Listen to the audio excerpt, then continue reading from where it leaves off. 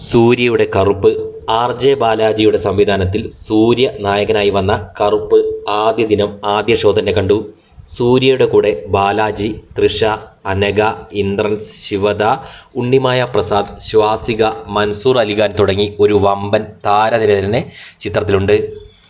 ഇന്ദ്രൻസ് ചിത്രത്തിൽ അഭിനയം കാഴ്ചവെക്കാനുള്ളതും അതുപോലെ തന്നെ ഇമ്പോർട്ടൻ്റ് ആയതുമായ ഒരു മലയാളി വേഷം ചെയ്തു. സിനിമ തുടങ്ങി ഏകദേശം 30 മിനിറ്റുകൾക്ക് ശേഷമാണ് സൂര്യയുടെ ഇൻട്രൊഡക്ഷൻ രംഗങ്ങൾ വരുന്നത്. ഇൻട്രൊഡക്ഷൻ രംഗങ്ങൾ വളരെ ലെങ്ത് ഉള്ളതായിരുന്നു. തൃഷയാണ് പടത്തിലെ നായിക എന്നിരിക്കലും ഒരു സാധാരണ തമിഴ് പടത്തിലെ ഹീറോയിൻ റോൾ എന്നതിനപ്പുറം അവർക്ക് വലിയ പ്രാധാന്യം തോന്നിയില്ല. ചിത്രത്തിൻ്റെ മെയിൻ പശ്ചാത്തലം എന്ന് പറയുന്നത് ഒരു കോടതിയും അവിടേക്കെത്തുന്ന പുതിയ കേസുകളും അതുപോലെ തന്നെ അവിടെ നിലവിൽ പെൻഡിംഗ് ആയി നിൽക്കുന്ന കേസ് ഫയലുകളും ആയിരുന്നു. ഈ ഒരു കാര്യത്തിലേക്ക് അതേ പ്രാധാന്യത്തോടെ തന്നെ പാരലലായി ഒരു ഫാൻറ്റസി ആയ എലമെൻറ്റും കൂടെ ഉൾക്കൊള്ളിക്കുന്നതോടെ സിനിമയുടെ ട്രാക്ക് മാറുന്നു. ഈ ഫാൻറ്റസി പരിപാടിയൊക്കെ വർക്കാവുന്ന പ്രേക്ഷകന് ഈ സിനിമയും വർക്കാവും. കറുപ്പ് എന്ന പേരുള്ള നായക വേഷം സൂര്യ അദ്ദേഹത്തിൻ്റെതായ സ്റ്റൈലിൽ ചെയ്തു വച്ചിട്ടുണ്ട്. മുൻപ് വന്ന ഒരുപാട് തമിഴ് സിനിമകളുടെ റെഫറൻസും കോമഡി എന്നോണം സിനിമയിൽ ഉൾപ്പെടുത്തിയതായി കാണാം.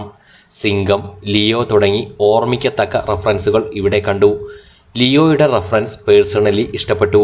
ആ രംഗങ്ങൾക്ക് ഒരു വെറൈറ്റി മൂഡും ഒപ്പം തന്നെ ഒരു പ്രത്യേക സെൻസ് ഓഫ് ഹ്യൂമറും അനുഭവപ്പെട്ടു. മറ്റു ചില സിനിമകളുടെ സൂചനകൾ ബോറായും തോന്നിയിരുന്നു. പിന്നെ കറുപ്പിൻ്റെ പശ്ചാത്തല സംഗീതവും ഗാനങ്ങളും ചിത്രത്തെ തിയേറ്ററിൽ ബൂസ്റ്റ് ചെയ്തു. പലയിടങ്ങളിലും ചിത്രത്തിൻ്റെ വേഗത കുറവും ഒരു ഒഴുക്കില്ലായ്മയും ഫീൽ ചെയ്തു.